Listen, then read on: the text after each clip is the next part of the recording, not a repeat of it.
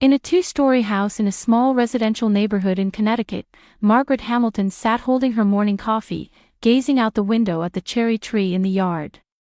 Her posture was straight, and her graying hair was neatly arranged. 40 years of experience as a nurse had given her a natural dignity and composure. Ever since losing her husband John to a heart attack 5 years ago, Margaret had been living with her daughter Lisa's family. At first, she had been hesitant, but now she had naturally blended in as a member of the family. She helped prepare breakfast, looked after her grandson Ethan, and after dinner, the whole family would watch television together. Such peaceful days had continued. "Grandma, will you make my lunch today too?" 12-year-old Ethan called out as he ran down the stairs. With his brown hair still messy and his school uniform disheveled, he looked like the energetic boy he was. However, his eyes held a wisdom beyond his years. "Of course. Today I'll pack a ham sandwich, an apple, and some cookies," Margaret answered, giving her grandson a light kiss on the cheek. Ethan smiled happily, though he looked a bit embarrassed. "Ethan, hurry up and eat your breakfast. You'll be late for school." Lisa poked her head out from the kitchen. She had the same gentle eyes as her mother, but there was a somewhat tired expression on her face. Teaching 3rd grade at the elementary school, she tended to be overly responsible and was always worrying about others. "Good morning, Mom. You're up early today." "I have a PTA meeting." Tom already left. Tom was a man who worked in sales at a local insurance company. He wasn't tall, but he had a sturdy build and always maintained a serious expression. When Margaret first moved in, he had been a bit confused, but now he cherished his mother-in-law like his own mother. He worked hard from early morning until late at night, doing his best for his family. "He seems so busy lately. I worry he might get sick." Margaret placed her hand on her daughter's shoulder. Lisa showed a slightly relieved expression at her mother's warmth. "It's okay, Mom. Tom is strong." Even as she said this, there was anxiety mixed in Lisa's voice. Her husband's work stress, their son's education expenses, and living with her mother, Margaret could sense that Lisa was dealing with various concerns in her own way. After Ethan left for school and Lisa headed to work, Margaret was alone cleaning the house and thinking. Life with this family was truly happy. Her daughter and son-in-law never treated her like a burden and always showed consideration. Especially the time with Ethan was more precious to her than anything else. When she lost her husband, Margaret had fallen into deep despair. However, because of her family's support, she was able to find meaning in life again. In the afternoon, Margaret was tending to the flowers in the garden. She had built good relationships with the neighbors, and many people would stop by during their walks to chat. "Mrs. Hamilton, you look well today as always." Mrs. Johnson from next door called out to her. "Thank you. I'm blessed with family, and every day is fulfilling." While exchanging such conversations, Margaret was truly satisfied from the bottom of her heart. However, deep in her heart, there was one heavy shadow. It was about her son David. She had barely been in contact with him for 10 years. He had become obsessed with gambling, caused trouble for the family, and then suddenly disappeared one day. Sometimes Margaret would wake up in the middle of the night and lie awake thinking about her son. Where was he now and what was he doing? Was he healthy? As a mother, her love for her son could never completely disappear. In the evening, when Tom returned from work, the whole family gathered for dinner. Ethan excitedly talked about what happened at school, Lisa gently nodded along to her son's stories, and Tom, though showing a tired expression, cherished the time with his family. "Grandma, would you like to go see a movie with me this weekend?" At Ethan's suggestion, Margaret nodded happily. She wished from her heart that these peaceful, love-filled days would continue forever. On an afternoon when the cold March rain was beating against the windows, Margaret was in the living room helping Ethan with his homework. While looking at her grandson's serious profile as he worked on math problems, she felt peaceful. Just then, the doorbell rang. I wonder who that could be. Margaret stood up and opened the door. Standing there was a face she recognized, but it had changed greatly from her memory of 10 years ago. Mom. It was David. Her son had grown thin and pale. He who had once been tall with an athletic build now had slumped shoulders and was wearing shabby clothes. However, there seemed to be an honesty in his eyes that she hadn't seen in a long time. David. Margaret's voice was trembling.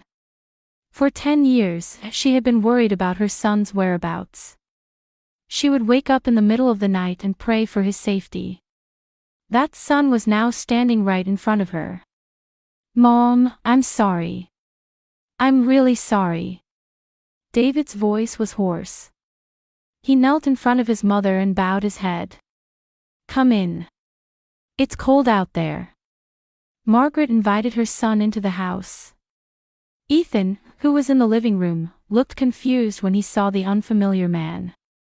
Ethan, this is your uncle. Uncle David. Uncle.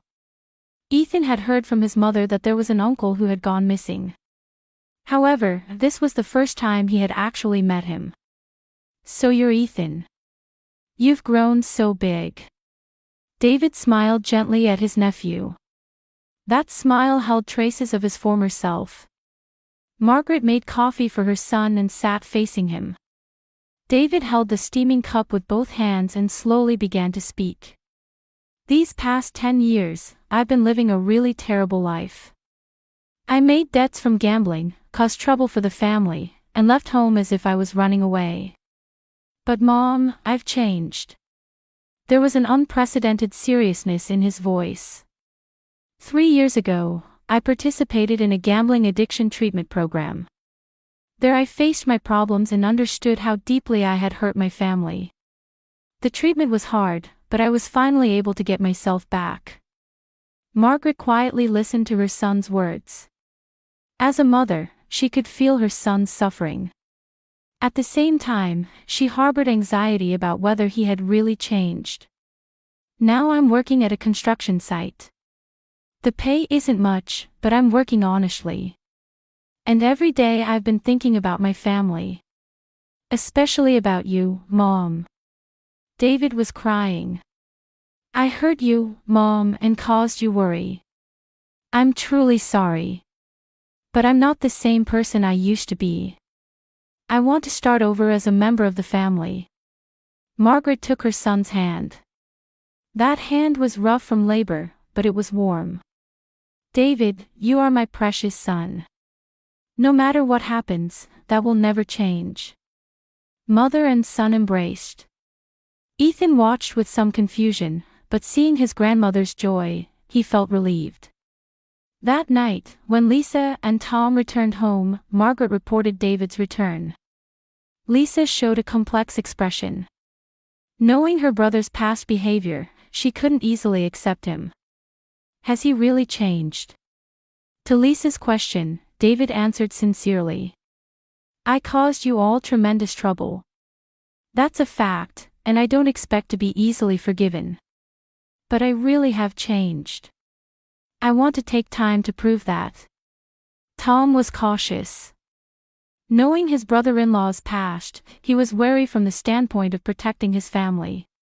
However, seeing Margaret's joy, he decided to observe the situation for now. From the next day, David began visiting the house frequently. He played catch with Ethan and accompanied Margaret on shopping trips. His attitude certainly seemed to have changed. However, after 2 weeks had passed, subtle changes began to appear in David's behavior. Mom, actually I have something I want to discuss with you. One afternoon, David approached his mother. The construction work is ending, and I'm thinking of starting my own small company. But I need initial funding. A faint anxiety crossed Margaret's mind. How much do you need? $5,000 would be enough. I'll definitely pay it back. $5,000 was by no means a small amount for Margaret. For her, living on her husband's life insurance money and pension, it was part of her precious savings. let me think about it a little. Margaret avoided giving an immediate answer. After that, David began to bring up financial assistance repeatedly. At first he was hesitant, but gradually he became more persistent. Mom, I really have changed. If I miss this opportunity, I might go back to my old life. His words were beginning to take on the manipulative tone of the past. Margaret was beginning to sense that problematic parts of her son's old self remained. A week later, Margaret made her decision. David, I cannot lend you the money. Why not? I'm your son, aren't I? David's voice contained irritation. You are my precious son. But I don't think lending you money would really be good for you. If you've truly changed, you should forge your own path with your own strength. Margaret's words were gentle but full of determination. You don't believe me, do you? David's expression changed. There was the hate-filled face she had seen 10 years ago. I don't care about this family anymore. Everyone looks down on me. Especially my sister's husband, he's been suspicious of me from the beginning. David, that's not enough. I'm never coming back here again. David stood up, shouting. At that moment, Ethan was secretly watching from the top of the stairs. You'll regret this. David left the house with those parting words. The sound of the door slamming echoed through the house. Margaret sank into her chair and sighed deeply. Love for her son and disappointment in him were complexly intertwined in her heart. She thought she had made the right decision, but at the same time, she felt deep sadness. 3 days after David angrily left the house, Margaret woke up early as usual and began preparing breakfast. However, she had an uneasy feeling. She had woken up several times during the night, and her son's last words wouldn't leave her mind. You'll regret this, Mom, his voice lingered in her ears. Good morning, Grandma. Ethan came down the stairs. His voice was as cheerful as always, but his expression looked a little worried. Good morning, Ethan. Did you sleep well? Yes. But what about you, Grandma? I heard footsteps in the hallway last night. The perceptive boy had sensed his grandmother's worry. I'm fine. I was just thinking about some things. Margaret gently stroked her grandson's head. However, she wasn't really fine. Love for her son and disappointment in his unchanged nature weighed heavily in her heart. After breakfast, Lisa and Tom left for work, and Ethan headed to school. Margaret was alone doing housework. She vacuumed, hung up the laundry, and went through her usual routine, but her heart was restless. In the afternoon, Margaret was changing bed sheets in the upstairs bedroom. After finishing cleaning Ethan's room, when she stood at the top of the stairs to go to her own room, she felt something was wrong. The stair railing seemed somehow unsteady. That's strange. Margaret lightly shook the railing. It was indeed more unstable than usual. Thinking she should ask Tom to fix it, she began carefully descending the stairs. When she reached the 3rd step, it happened. The stair board she stepped on suddenly tilted, and Margaret lost her balance. She tried to grab the railing, but it came loose with her. Margaret's short scream echoed through the house. Her body tumbled down the stairs and hit the hard flooring on the 1st floor head first. Her consciousness ended there. Mrs. Johnson from next door noticed the strange noise and visited Margaret's house 20 minutes later. The front door was unlocked. When she entered the living room, she found Margaret collapsed at the bottom of the stairs. Margaret! Oh my God! Mrs. Johnson quickly called an ambulance. When the paramedics arrived, Margaret was breathing but unconscious. She had a large wound on her head and was bleeding. Severe head trauma. We need to transport her to the hospital immediately. The paramedics' urgent voice rang out. In the intensive care unit at St. Mary's General Hospital, Margaret was connected to life support machines.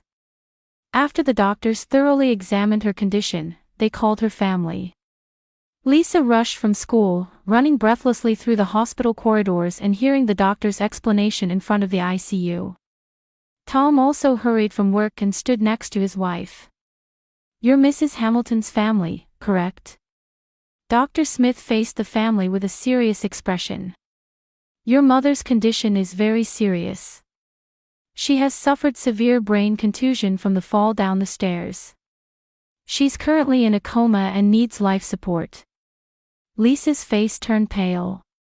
Tom supported his wife's shoulder. "What are the prospects for recovery?" To Tom's question, the doctor answered with a heavy tone. "To be honest, the situation is very dire.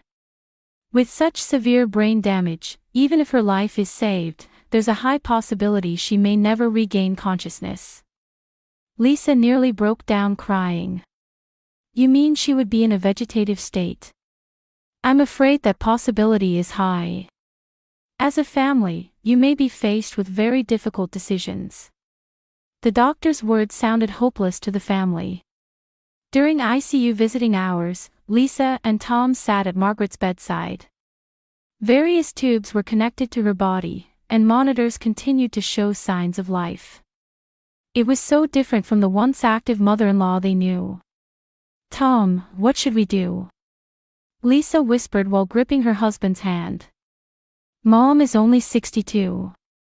She was supposed to enjoy so much more of life." Tom tried to comfort his wife, but he was also shaken. Margaret had been like a real mother to him.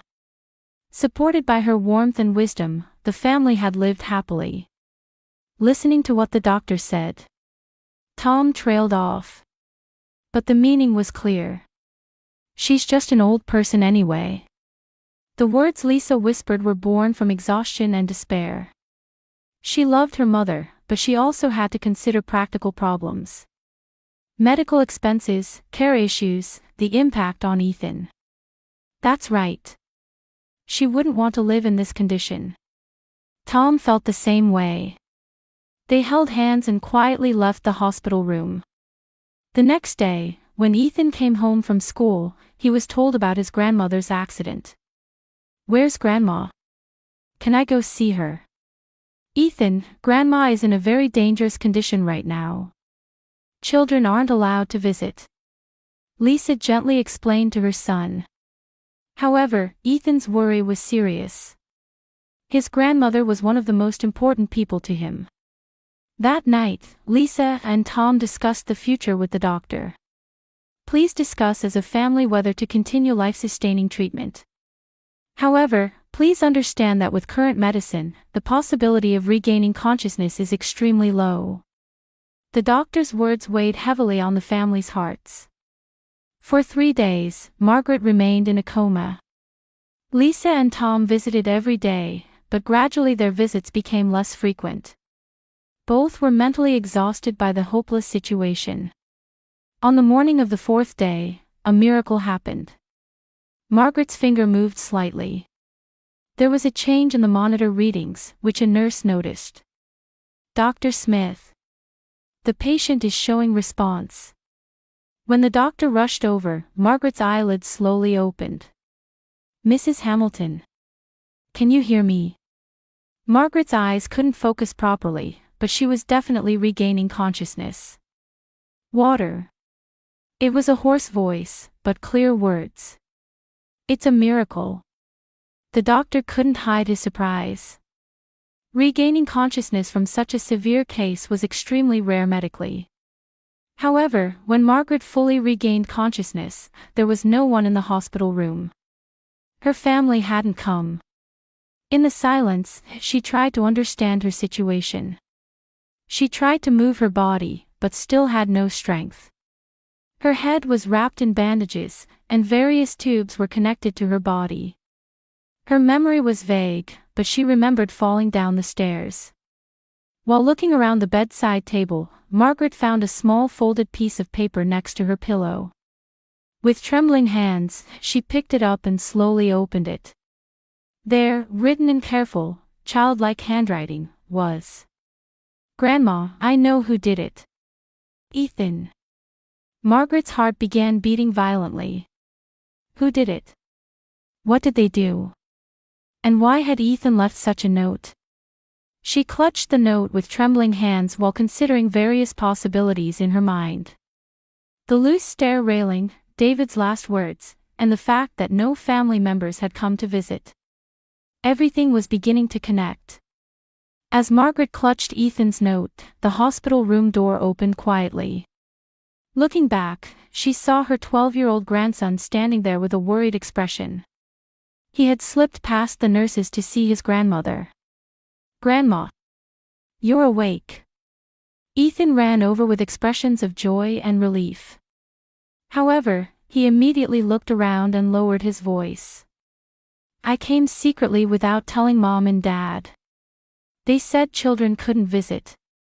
Margaret grasped her grandson's hand. She was still weak, but she could feel the warmth. "Ethan, this note?" Margaret asked in a trembling voice. "Did you write this? What do you mean by, who did it?" Ethan looked around, confirmed no one was there, and brought his face close to his grandmother's ear. "Grandma, Uncle David tampered with the stairs. I saw him do it." Margaret went pale. "Tell me the details." Ethan began explaining in a small voice. "That night after Uncle David left angry, I couldn't sleep and was looking out the window. Then around 2 a.m., Uncle came back. He came in through the back door and had a toolbox." Margaret gasped. "I got scared and watched from the top of the stairs. Uncle loosened the stair railing and did something to the third step too. He was using a screwdriver to remove something." Ethan's testimony was specific and had details that didn't seem like a child's made-up story. The next morning, Uncle came again with an innocent face and told Mom and Dad he wanted to make up with Mom. But I knew Uncle was lying. Margaret began to understand her son's terrible plan. David had tried to kill his mother, out of spite for being refused financial help. So after the accident, I thought about telling the police, but Mom and Dad were saying Grandma might not make it, and they wouldn't listen to my story. Tears welled up in Ethan's eyes. "So I decided to wait until Grandma woke up. I thought Grandma would believe my story." Margaret hugged her grandson. This clever boy had been carrying this terrible truth alone. "Ethan, you did well. But from now on, leave it to the adults." Just then, footsteps could be heard from the hallway. Ethan tried to hide, but it was a nurse who entered.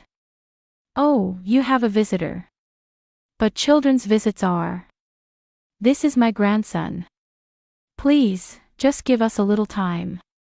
At Margaret's desperate plea, the nurse looked troubled but promised to return in 10 minutes and left the room. "Ethan, let's have the police called right away." Margaret pressed the nurse call button. When the nurse returned, she explained the situation and requested that the police be contacted. 30 minutes later, Detective Johnson visited the hospital room. He was a veteran detective at the local police station with experience handling many domestic cases. "Mrs. Hamilton, how are you feeling? I heard there might be a possibility of attempted murder." Margaret explained the situation in detail. Her son's return, his request for financial assistance and her refusal, his anger and threats. And Ethan's eyewitness testimony. "We need to check the condition of the stairs. We'll conduct a crime scene investigation."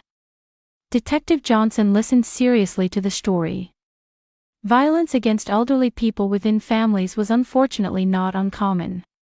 "Ethan, can you tell me again in detail what you saw?" The detective spoke gently to the boy. Ethan was nervous at first but gradually began to tell the details. The tools David had, how long the work took, and even his acting the next morning. "You're really brave. Thank you for your important testimony." The detective placed his hand on Ethan's shoulder. An hour later, the forensics team arrived at Margaret's house. When they examined the stairs closely, they found that the railing fixtures had been artificially loosened. The third step board also had its supports partially removed, rigged to come loose when weight was applied. This is definitely artificial tampering. Based on the forensics report, Detective Johnson was convinced. Find David Hamilton's whereabouts. The next day, David was arrested at the construction site where he worked. His co-workers were surprised, but the site supervisor testified that his behavior had been strange lately. In the interrogation room, David initially denied the charges. "I would never think of killing Mom. I just wanted to reconcile with my family." However, when confronted with Ethan's detailed testimony and physical evidence from the scene, his attitude began to change. "I have debts. If I fall behind on payments, my life is in danger." David began to confess painfully. "I said I quit gambling, but I was actually still continuing. The debt kept growing, and I was at my limit." According to his story, his total debt had reached $80,000. The repayment deadline was approaching, and threats from creditors were intensifying. "If Mom died, I would get the inheritance. I thought I could pay off the debt with that." David's confession was selfish and cold-hearted. "But I didn't intend to kill Mom directly. I thought I'd make it look like an accident.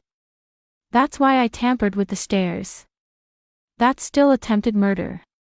It's fortunate that your mother miraculously survived, but one wrong step and it would have been murder." At Detective Johnson's stern point, David held his head in his hands. What was I doing? Finally, the weight of his crime was beginning to be understood within him.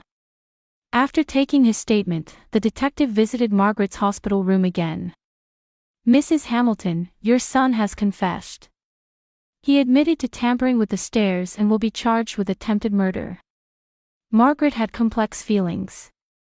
While there was relief that the truth had been revealed with her son's crime confirmed, as a mother she also felt deep sadness. "How is my son doing now? He appears to be reflecting in detention. He needs proper treatment for gambling addiction." Margaret nodded at the detective's words. That night, Lisa and Tom visited the hospital. They had been contacted by the police and were stunned to learn the truth. "Mom, I'm so sorry." Lisa cried as she apologized. "We said terrible things. She's just an old person anyway." Tom also bowed his head deeply. "Mom, I'm truly sorry. We're the worst." Margaret forgave them both. "You were suffering too. I understand." The family bond was about to become stronger through this difficulty. Meanwhile, Ethan was at his grandmother's bedside with a relieved expression. "Grandma, I did the right thing, didn't I?" "Yes, Ethan. You were truly brave. Thank you for saving Grandma." Margaret squeezed her grandson's hand. 6 months later, Margaret was tending to the roses in her garden. The scar on her head had become hidden by her hair, and her physical strength had almost completely recovered. The doctors called her recovery a miracle. However, Margaret herself believed she was able to recover because of her family's love and support. "Grandma, I made some tea." Ethan came out to the garden carrying a tray. He had become even more caring toward his grandmother than before. After the incident, their bond had deepened even further. "Thank you, Ethan. How was school today?" "I got a perfect score on my math test. The teacher praised me." Seeing Ethan's happy expression, Margaret smiled from her heart. Having this grandson made every day seem bright. Her relationship with Lisa and Tom had also changed dramatically since the incident. For the first few weeks, both were tormented by guilt. However, thanks to Margaret's active efforts to repair the family bonds, they were able to understand each other better than before. "Mom, there's a letter from David today." Lisa came out of the house holding an envelope. Margaret received letters from her son every month. David had been sentenced to 7 years for attempted murder. However, while serving his sentence, he was receiving treatment for gambling addiction and seriously facing himself. Each letter contained deep words of repentance and gratitude to his mother. After reading the letter, Margaret had complex feelings. The crime her son committed was unforgivable. However, as a mother, she also wanted to believe in his rehabilitation. David seems to be trying to change. It appears so. But it will take time. Lisa also had complex emotions toward her brother. Fear and anger mixed with sibling love. When dinner time came, the family of 4 gathered around the table. Tom had recently been promoted, and the household finances had improved. Most importantly, he had come to value time with his family. "Mom, why don't we celebrate Ethan's birthday somewhere special next month?" "That's a wonderful idea. Where would you like to go, Ethan?" "I want to have a picnic with the whole family. We can play catch in the park and eat Grandma's homemade sandwiches." At Ethan's simple wish, the family exchanged warm smiles. That night, Margaret sat alone in the living room, reflecting on the incident. Through that terrifying experience, she had come to understand anew what was truly important in life. It was not just blood relations, but the bonds of family who truly trusted each other. Her love for David hadn't changed. However, he had to take responsibility for the path he had chosen. As a mother, Margaret would continue to pray for her son's rehabilitation, but at the same time, she wanted to value her own life as well. Ethan came down the stairs and sat next to his grandmother. "Grandma, I was really scared at that time. But I wanted to protect you. Ethan, you're my little hero. Because you were there, the truth came to light." Margaret hugged her grandson. Family isn't just about being related by blood. The most important thing is caring for and supporting each other. Ethan nodded. In his own way, he was beginning to understand the meaning of family. Outside the window, the autumn night breeze was swaying the trees. Margaret smiled quietly. Because they had overcome difficulties, the current peace felt more precious. Tomorrow, another new day would begin with her beloved family. That alone was enough. David might someday be able to return as a true member of the family. Until that day, Margaret intended to continue waiting without giving up hope. Because that was a mother's love.